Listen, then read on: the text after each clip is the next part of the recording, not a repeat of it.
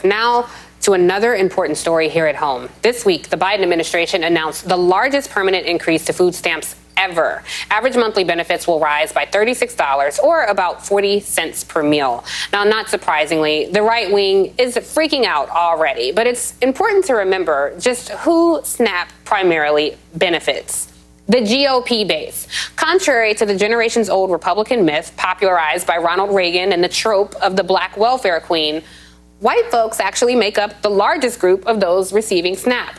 Joining me now is Clara Dehart, a current SNAP recipient, and Joel Berg, CEO of Hunger Free America and author of America, We Need to Talk. Joel and Clara, so happy to have you. Joel, I'll start with you.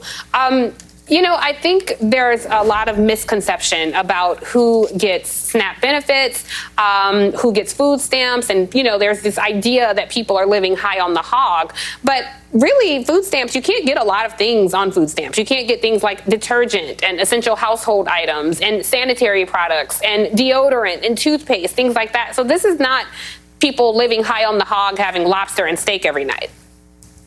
No, Tiffany. And, we're obviously having a great national debate about what makes America stronger at home and in the world. And there's no question that starts with feeding our own people. No superpower in the history of the world has remained a superpower if it's failed to feed its own people. The vast majority of recipients of SNAP are working adults, children, senior citizens, people with disabilities, and veterans.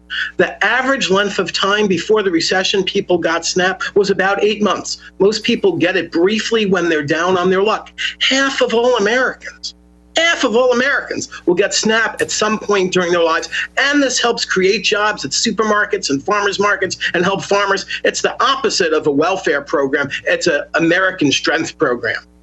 Absolutely. I mean, look, growing up, I lived in a household where we lived on benefits for a while. Even to this day, there are members of my immediate family who receive SNAP benefits. So we have to lift the shame and start talking about it, which brings me to you, Clara. I'm so happy to have you here to tell your story. You're a recent college graduate and you received the benefits. Tell me how these benefits have helped you and why you need them. Yeah, of course. So I started, I had never even considered using SNAP benefits most of my life. Like growing up, I never struggled with food insecurity or anything like that. But just last November 2020, I decided to take a position serving as an AmeriCorps Vista.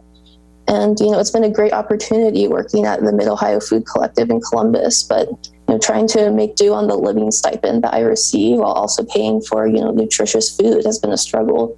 So I actually signed up for SNAP back in April of this year. And it's really just made a big difference in, the amount of food I can afford, the diversity of food I can afford. So I'm not just buying instant ramen and peanut butter, I'm buying it's really expanded my access to food and been really important for me in this short period of time as I'm serving through AmeriCorps. And you deserve to have nutrition in your life, as do everyone, really. It should not be a luxury.